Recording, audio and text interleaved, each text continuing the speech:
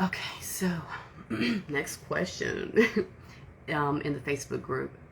This is when I posted, what's the hardest thing about rebuilding yourself after the narcissist?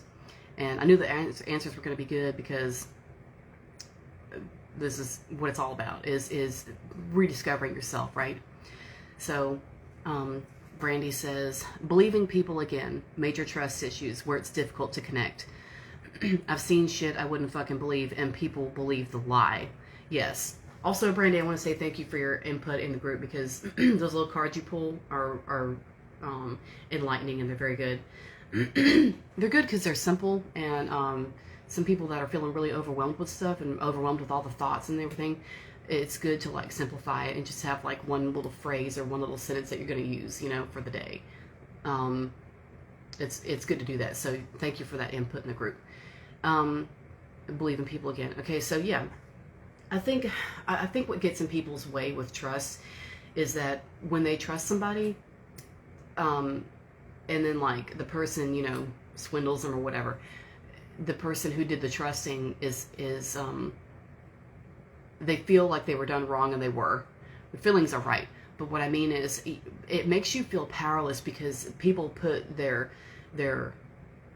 when they trust, they put so much into that trust. They put so much of themselves into that trust, and so much of their personal power into that trust and into that person.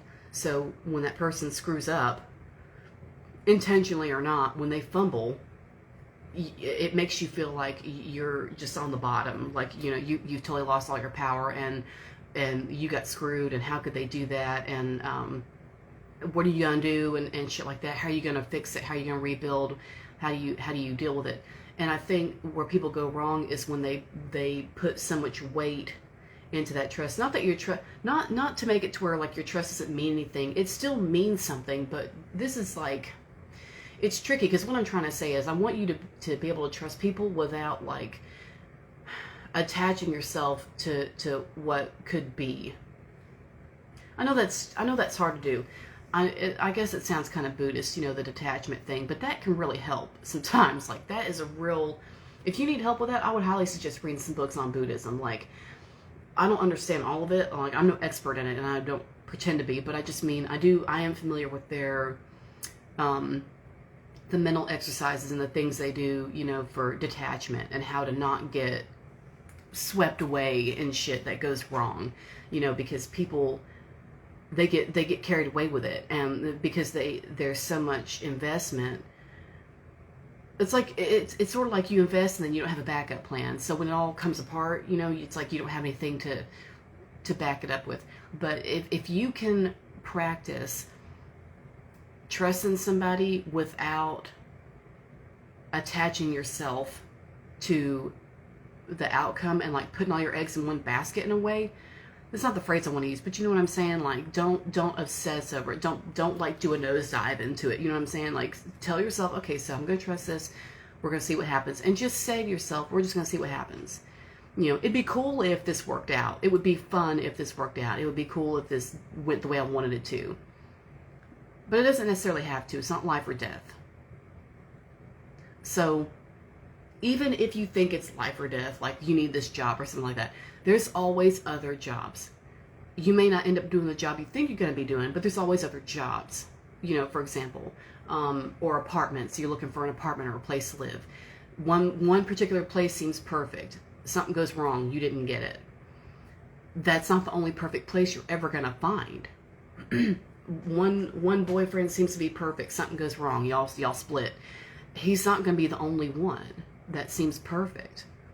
There's other options. This world is way too damn big for any of us, especially anyone highly intelligent, to just do the dive, and say, okay, I'm all in. It's this or nothing, and because there's a part of us, I think, that wants that security, because as children, a lot of us our trust was betrayed. And you try to make up for that by trying to get it from other people in adulthood, and it's like, it always falls through, because people are, they're unreliable these days. They don't have to stick to their word. They're not made to follow the rules. They're not, made to grow up and shit like that, and people just like, they fumble shit all the time, and it's hard to count on people these days. It just is. Things have really changed, and because of that, it's like we're forced to train ourselves to want to believe in something, but at the same time, it's like, well, I'm gonna give this a chance, but it's not gonna ruin my life if it doesn't work out. And I don't mean that you should be, not trusting of anybody. There's a fine line that I'm talking about that you kind of have to dance on a little bit. It's a thin line, but you can train your mind to look forward to the good in somebody and look forward to the good in a certain situation that you want to trust, and trust it to that extent to where you're looking forward to it, and tell yourself, okay, and instead of telling yourself, okay, so I'm going to invest in this and it's going to be this, and this is going to be it, and that's like, I hate to use like a sad example, but like people these days get married, they do the I'm going to go all in thing, and then like 2 years later they're splitting because they can't stand each other. And then, so you don't have to invest, because in case it ends, or in case it doesn't go the way you think it's going to go, it's not going to be the end of your life. You know what I mean? Does that make sense?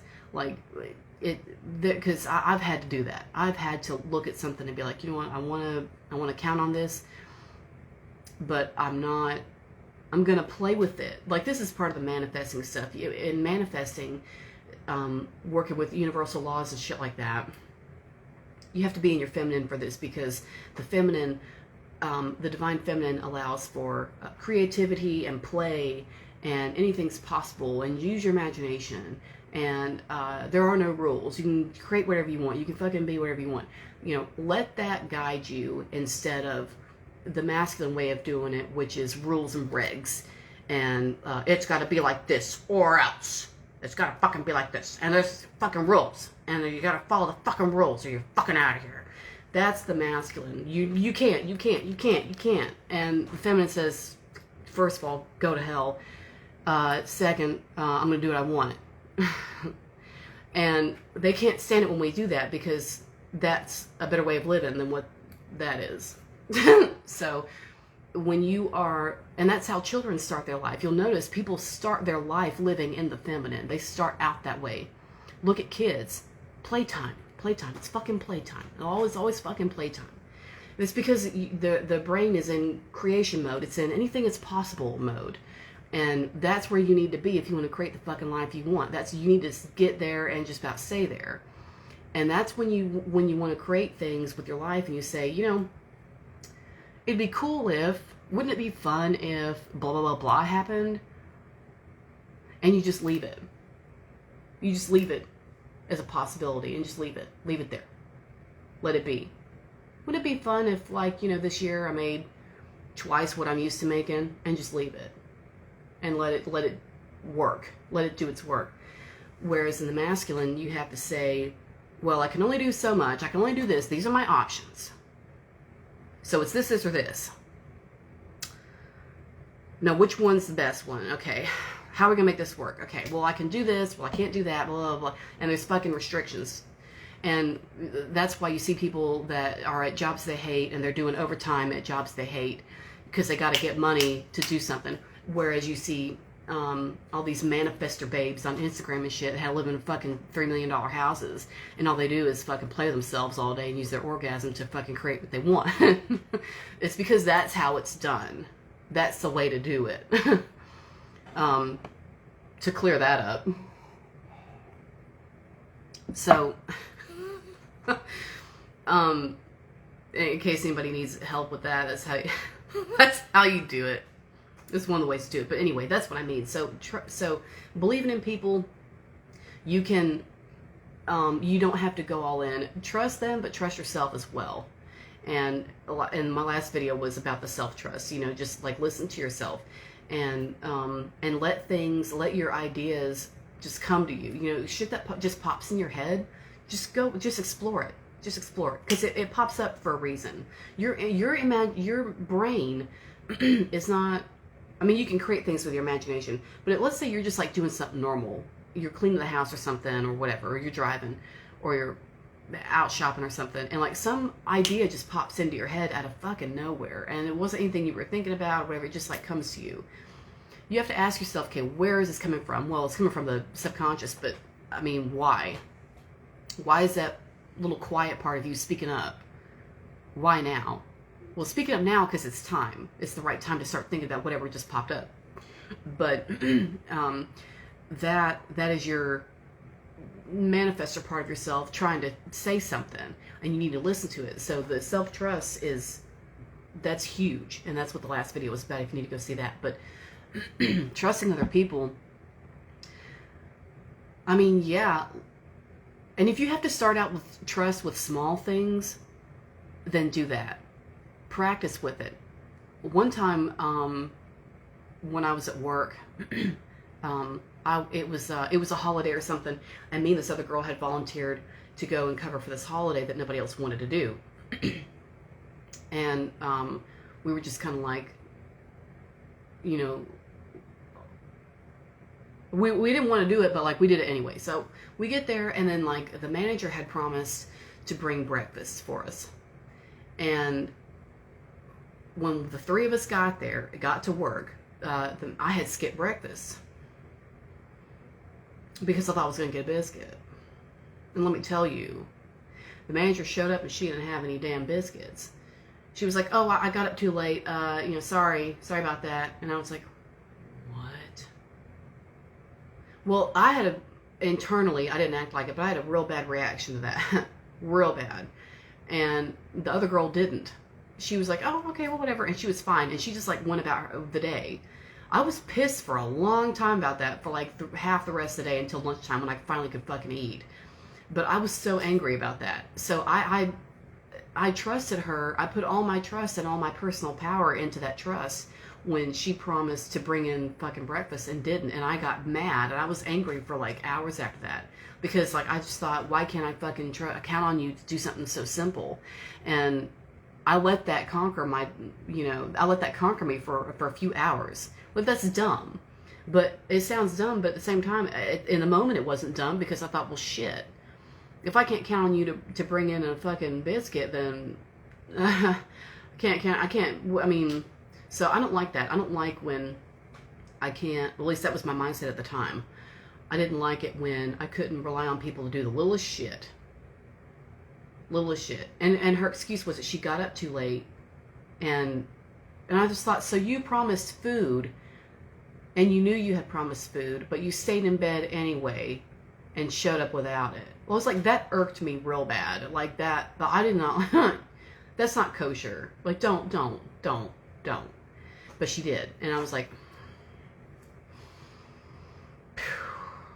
I just had to like, not get pissed off, because we had a full day ahead, and being there on a day we didn't want to be there. Our kids were at home, just like, it was, I was like, I can't get any more pissed off than I already am about being here. So just fuck it. But I let that conquer me for a little while there. I let it conquer me, and I shouldn't have. I should have just been like, you know what? It's fine. I'll just go out here and buy something. And I should have just left it at that, but I didn't. See what I mean? So I gave my power away to her by letting myself be pissed off, instead of just having a backup plan, or just saying, you know what? It's not gonna ruin my day. It's not gonna ruin my day. It's fine. I'll just go do something else. So I guess my suggestion would be to use your manifesting and work from the feminine, and just say, it'd be cool if this worked out. It'd be cool if this worked out. It'd be fun if this worked out. Wouldn't it be fun? I want you, but I don't need you. It'd be cool, but it's not life or death. And when you do that, when you play with the universe like that, and you play with creating possibilities and shit, and inviting possibilities, you can say, and you can do it with men. It's just as easy with them. I like you, but I don't need you. As soon as you start acting like you don't need them, is when they start freaking out. It never fails. Never fucking fails. So, I mean, it's just, and I don't hate men, it's just that we all know what that's like, when you start to not need them and they start acting up. I've had that problem when I've something else will start going good for me in my life, and I'm like, wait a minute, I don't need this boyfriend. I don't need this. I'm not happy with this. Because the thing that I've really been wanting is finally starting to happen. And then I do the breaking up, and they have a fit because I'm not going along with the plan anymore. And it's usually the ones that I really let control me, and they have these big plans on their own for me. I've had them plan on moving in with me when I never met any of their friends or anybody they knew. That's who usually gets pissed off when I start doing the breaking up, because like I start realizing I can just do something else. When something else starts going good in my life, and they start acting up. I want you, but I don't need you.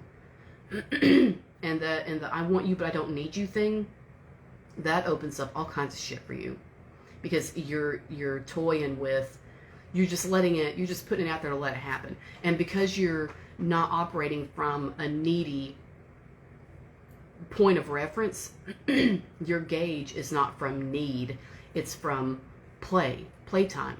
Wouldn't it be cool? You invest with a business partner or something, and you just think, it'd be cool if this worked out. So that way, you're inviting it to work out, and if for some reason there's a snafu and it doesn't, you're not going to be so mentally and emotionally invested in it that it just ruins you, because you can't get over how it went wrong or whatever like that. Like, you can have a backup plan and have something else in the works if you want, but it's usually the trust and the mental and emotional issues that go along with that keep people from making any kind of investment like that again.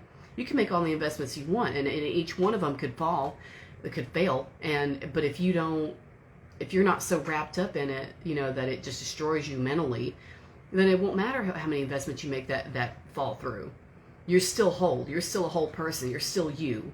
You've always been a whole person this entire time. You've never been less than whole. You've always all been there, the whole of you. But giving away your power to something that may or may not work out is not what you want to do. Even little stuff, big stuff, doesn't matter what it is. Because little stuff can turn into big stuff. Just like when I got mad at her, for not bringing in breakfast, oh my God, I was mad. But looking back on it, it's stupid, because that was a little thing. But I made it a big thing by involving my personal power and my emotions into it. And to me, your emotions, are your personal power. And I let that get involved when that wasn't necessary. I didn't have to do that. It's not necessary. You know what I'm saying? I could have got up that morning and been like, it'd be cool if she really does bring breakfast. But if not, it's okay. I want it, but I don't need it. I want the biscuit, but I don't need the biscuit. And had I started my day with that mentality, it wouldn't have mattered. It wouldn't have mattered if she showed up with it or not. Because I wouldn't have been so attached to it that I would have been putting all my eggs in one basket or whatever. And I wouldn't have been getting carried away with it and shit. So, if that helps, I would say go about it like that. It's just the feminine manifesting, where you just say, it'd be cool if this worked out. It'd be cool to have this. It'd be cool to have a new car next month. It'd be cool to make 100,000 this year. It would be cool to make 100,000 this year. Wouldn't it be nice? Wouldn't it be fun? Make it play. Make it playtime. And once you do that, once you get in the realm of playtime, anything's possible. You go back to being a kid. This is creation. This is, building a world in Minecraft. It's, I've watched my son do it, so it's that's what I think of. You can just do whatever you want. You can build whatever you want. Wouldn't it be cool? Wouldn't it be fun? And it's more of that than, okay, so me and him are going to sign this paper, and we're going to live together, and this is going to be it forever, and blah, blah, blah. And if, it's not going to fall through. Well, it might. It might. It might. If it does, your life's not going to come to an end. It's just not going to. There's other things you can do. There's other people. And I don't mean to what do you call it? Belittle marriage or whatever. It's not that, but I'm just saying it's so frail, and People don't realize that, and it doesn't carry the meaning it used to. And I'm not referring to the 1950s marriages where the women were all on Xanax and weren't allowed to get divorced. That's not what I mean. That's why and people always say, why are the old-fashioned marriages like? Because women couldn't get divorced. They weren't allowed. That's why they lasted so long. They couldn't fucking get out. They'd lose all their fucking friends. So, to answer that question. But anyway, so I would say go with that. I would say turn on your manifesting switch and just say, it'd be cool if this works out. But it doesn't have to. I want you, but I don't need you. See the difference? Because that way it's not like a cord that's attaching you to the thing that you want so bad. You're not coming from need. If you start telling the universe, I gotta have this. It's gotta be this. It's gotta be this. You're putting up a lot of walls because you're narrowing the possibilities by saying it's gotta be this. Because that's the masculine, the rules, rules and regulations, and this, and that you lock yourself up when you do that. That's no way to live. That's the same as chasing that dollar, and shit like that, and that would be like punishing your children instead of asking them why they did what they did. You know what I mean? That's the difference. The feminine would say, well, why did you do that? Why did that happen? Well, because I was feeling blah, blah. Okay, so why? The feminine is exploratory and investigative and wants to know and wants to explore all the crevices and get all the answers and see why it happened that way, and let's see. And the masculine just says, nah, you've done this, it's fucking this, it's acquaintance for you, and and that's, you can't, there's no room for growth in that. If you want to be static and just be a robot your whole life, that's fine. That method will work perfectly for you. But humans aren't robots. We have to explore ourselves because we're not going to fucking learn any other way. So that system is out. So the trust thing, don't let it lock you up. Don't let it do that. It doesn't have to be that way. It'd be cool if this works out, but it's not life or death.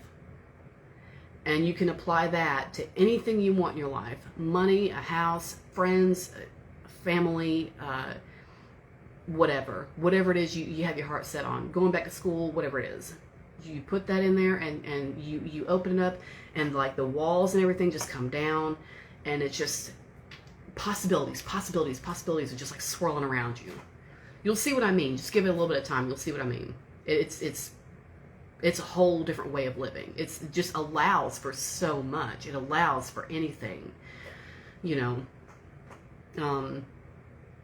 it's just an incredible way to live. So try that and just see how you do, and you'll see the difference, and you won't be just like pouring yourself into something because in case it doesn't work out, or in case it wasn't meant for you, you're not going to feel hard done by or wronged, or like you've been bamboozled, and even though a small part of you may feel that way, because if it's true and you were bamboozled, then you were, but it's not going to ruin shit for you. It's not going to ruin your life. You know what I mean? You want the biscuit, but you don't have to have the biscuit. Now I know. So I hope that helps with the trust. And yeah, we've got some other good questions here. I'm going to get to that. But anyway, I hope that puts in perspective. And yeah, definitely you can trust without losing so much. You want it, but you don't need it. And just leave it at that. Thanks.